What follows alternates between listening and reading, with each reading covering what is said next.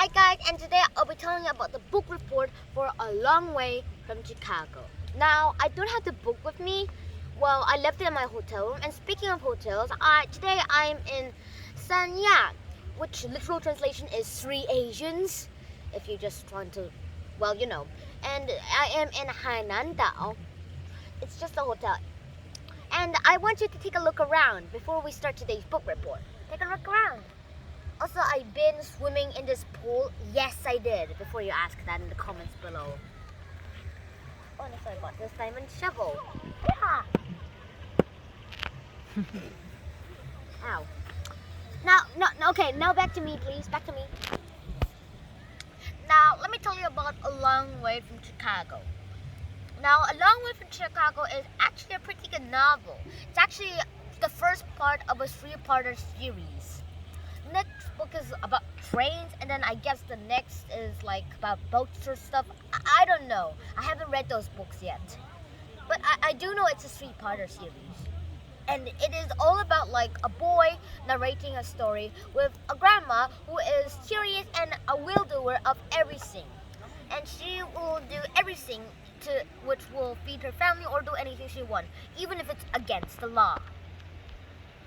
Yes, you heard me right. Even if it's against the law. You heard me right. And also that boy has a sister called Mary, I think. Yeah, it's Mary. Well, whatever the name was, he had a sister and they were both from Chicago. Now, let's say that here where my shovel is pointing is where the grandma lives. And here is where Chicago is. And the distances are so great that it's called A Long Way from Chicago.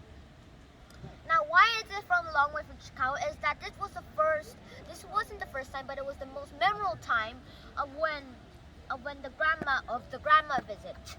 Now, there was a prologue, which is just 1 page long, and it just talks about what happened in World War I while they were born. Yes, you heard me correct. And at the end of the book, at the beginning of the book, well, that guy, the narrator, is about 11, and then later at the end, then he will be finally 13, as he says throughout in a chapter. Also, there's actually an epilogue in the book, which tells of the boy's story, which tells of the boy who found out about World War II and decides to be a soldier in World War II. And this will be continued in a sequence in the sequel.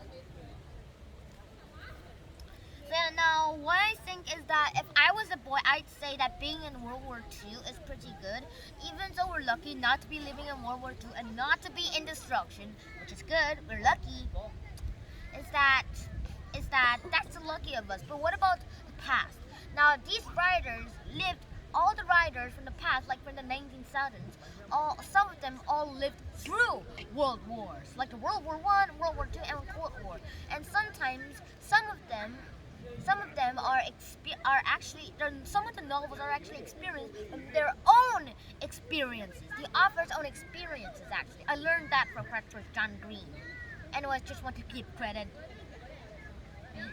And a lot of novels actually are based on experiences of the author itself. And the wars might be good and true, but some parts is fictional. Now, this World War II is actually, the boy is fictional completely, but however, World War II is true, and there were loads of boys, and yes, women, who wanted to go to World War II to serve their own country. And also, he was part of the United States Army, which was loyal to them. And also, if I was living through the Korean War myself, I'd say I'd be and go to war if I was old enough. I'm 10, okay?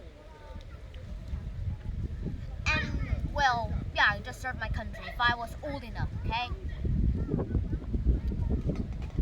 So yeah, I highly praise this A Long Way from Chicago book because, well, it's a pretty good novel. And also and maybe it has the experiences of the author itself.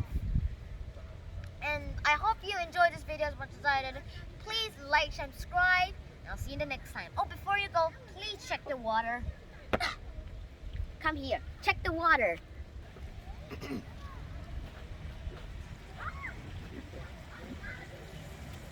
Bye.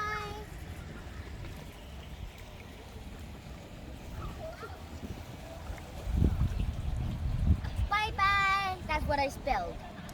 And I'll see you in the next video. Shinhan out.